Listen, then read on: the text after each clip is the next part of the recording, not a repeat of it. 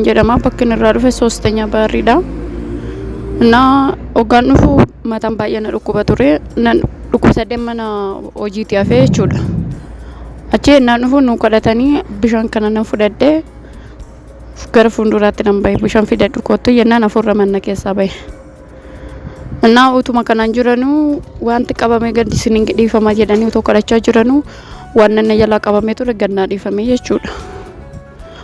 Gannaa dhiifame miseejjiin naa gale. Ast ji'a lama ji'a lama amma naa gad dhiifame eeyyan baay'ee itti gammadeen jiru. Dhamseen ani qabu waaqayyoon fayyisaa oolchaadha fayyisaadha. Dammoo bishaaniin fi kadhatan bishaanii zayitiin na jedhamu waan qoosaa miti baay'ee nama fayyisaa. Ani karaa gama fuuti. Maqaan koo Fiqiruu jedhama. Kan jiraatu sun garjiraa dhufe. Wanti waaqayyo naa godhe waan baay'eedha. Garuu kan iddoo kanatti naa dubbatanii qofaan dhugamuu barbaada. Jalqaba irratti iddoo kana kan dhufe Aprili 29 ji'a irraatti fakkaata torban afur irraatti fakkaata yeroo jalqabaatiif mana kana kan mucaa gaaddisa jedhamtu mana kanatti waaqeffatti isheen naa feere beekuu dandeessu jedhee yaada. Innaa galgala gaafa nas dhufuu sana galgala sanbata nufi qidaamee galgala jechuudha wanta nama irratti dubbachaa ture mata duree lama qopheeffadhee mata duree lama qopheeffadhee irratti kadhadhee mata duree isa tokko sana irratti immoo qaama isaa ilaalatu sana wajjin haasaa turre irratti kadhadhuu waliin jennee kanumaan bira dabarree asin dhufe ganama sana sagantaan erga walakkaa ga'ee dhufe yoo gara sa'aatii 5tti iddoo chadichaa yoo beeku nama gaafadhee garas ture yoo asin dabarree torbanuma sana booda si dabartu natti fakkaata. Innaa gaafa dhufu namni waaqayyo na kaasanii wanta namatu sii taa'ee naan jedhanii turanii yeroo dhiyootti wanta namaan eebbifamtaa wanta nama siidhaa naan jedhan anis mata duree lama sanan qabadhee dhufe wanta nama isaan gara Apirilii 29 naan jedhan san tuun ture torban tokko gaafa 13 xalayaa naa barreeffame. Ani hojjetaa baankiidha. Gita kaashii irra jira yeroo sana. Guddina keessootiin waan baay'ee nu rakkisaa ture waan baay'ee nama jeeqaa. Garuu sana irratti haalli tokko karaa namaas haa ta'u hafuurri hamaan kan nama rakkisu jira akka hin guddanneef kan daangasitti ta'u jira. So sana irratti kadhachaa turanii namoonni dursan gita sanaaf dorgomuudhaaf ijoollee dursan baay'ee jira. Anis dhimma sana irratti dorgomaan ture. Waaqayyo itti dhufee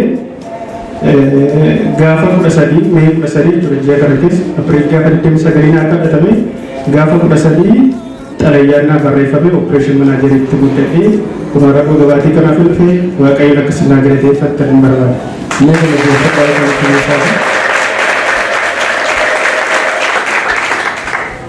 Sababiin dafee dhugabaatii kana dhufee waan nama irratti naa kadhatan isaanii isa sana taa'ee eeguun barbaada. Inni sunis naa raawwatamaa jira. Milikitaan argaa jirus waan nan qaba. Garuu dhugabaatiin barbaachisaadha. Wanta waaqayyo namaaf godhee gaafa wanta waaqayyo waan mul'ata tokko sii godhuu dabalees waan biraa waan sii godhuu fi dhugabaatii kana kan hin barbaadee dhufee inni sunis inni wanta lama irratti naa kadhatan isaanii innis toora naa qabatee jira. Inni gaafa hojii raawwatamu godha dhugabaatii isaa waluma duukaan godha jedhee yaada. Garuu waaqayyo isa kana akka addaatti na gargaaree utuu namoonni baay'een utuu namoonni na dursaan jiranii haala addaatiin waaqayyo na gargaaree kun milkaa'ee xalayaa isaa fudhadhee kaleessa shiniitiin gaggeessummaan naa fudhadhee gara biraanchiitti guddadhe sana deemee xalayaa koo kiliraasii galchadhee amma boroojiin jiru natti fakkaata. Sanyoo maksanyoo jechuudha hojii koo nan jalqabaa kun waaqayyo na gargaareedha. Kanaaf immoo waaqayyoon galateeffachuu dhufee waaqayyo inni kana naa godhee maqaan isaa bara baraan haa ulfaatu. Isinis naa galateeffadhaa jechuun qaba. Ani kana dhufee Wallaggaa irraa dhufee Wallaggaa Bahaa irraa dhufee lafti dhaloota koo Laqqabde 07dha. Galanni waaqayyoof haa ta'u. Ulfinni waaqayyoof haa ta'u. Maqaan waaqayyoo haa eebbifamu. Gooftaa koof galanni haa ta'u. Har'a guyyaa galataa kootiin dhufee iddoo kana dhaabadhe. har'a guyyaa gammachuu kootii dhufee fuuldura keessan dhaabadhe saba nana naa galateeffadhaa Waaqayyo.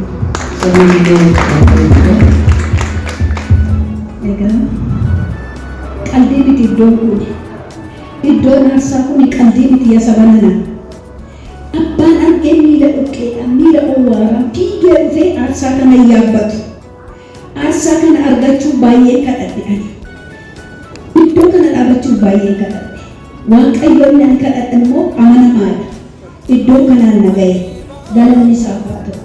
Ulfinni isaaf haa ta'u. Egaa jaartiin faarfattii naan hin jedhiina akka kittiin an faarfadhaga. Jaartiin immoo faarfattii naan hin jedhiina. Gamaneera gooftaa ulfaadhuufa mootii moototaa. Gamaneera gooftaa ulfaadhuufa mootii moototaa. Ofirrattaan argee gaaddisa harka kee bu'uuraa kee faarsaa ulfina maqaa kee. Akkuma jala dhukkubsatte turte saba nana baay'ee na jala dhukkubsatte ji'a sadii ciiste. Galanni isaaf haa ta'u, ulfinni isaaf haa ta'u, maqaa Waaqayyoo haa eebbifamu. Abdii kutanne yoo mucaan koo ciisteyyuu, abdii kutanne yoo mucaan koo ji'a sadii ciisteyyuu, tasfaa kutanne Waaqayyoo irraa abdii nan qaba. Mucaan koo yoo baay'ee ciisteyyuu, mucaan koo hinduutu, mucaan koo fayyiti, mucaan koo hinduutu jedha. Seexanni yoo nan tasaastus, biyyi lafaa yoo nan tasaasus abdii keessan haa citu. Mucaan koo hinduutu uumamaa kan Waaqayyooti. Mucaan koo Waaqayyoo faarfataa turte. Wangeela lallabaa turte. Waaqayyoo hojjeessu diinni fudhatu mucaa koo jedhee abdii nan qaban ture. Galanni isaaf haa ta'u. Ulfinni isaaf haa ta'u. Kadhannaa namni dhufee manatti naa kadhatuuf hin jiru. Achiin tochootu. Hin kaatu. Danda'ee immoo baadhee immoo mana sagadaan deemu. Yaa Waaqayyo sittan kennan jedhaan amboo agaggaraaf ganamaa. Otuma jedhu waldaa kana obboleettii isheen dhufte. Waldaa tokko dhaqinaa jette eessa jenna olma bayyitii karaa dildilaa deemiitii waldaa tokkotti baadhanaa jette mucaan.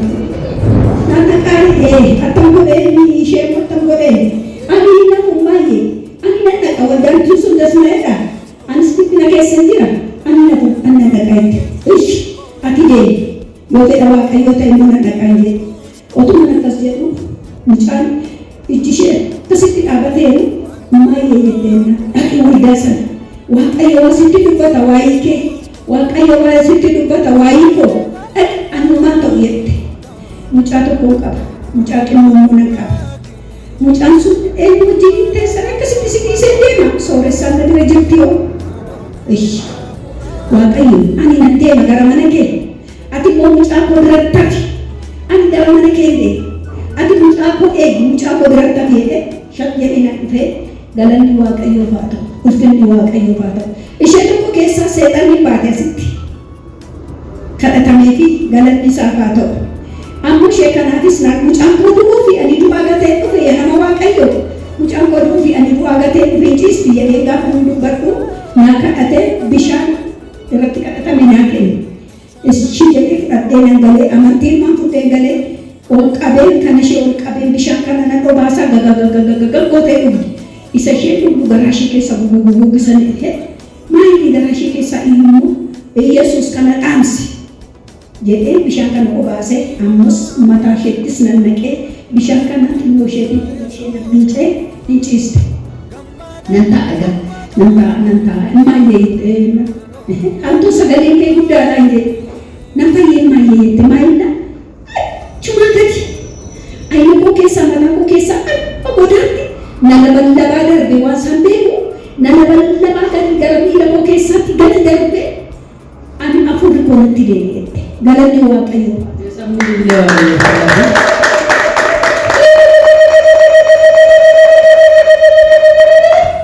Galatoomii yaa Waaqayyo galanni siif haa ta'u.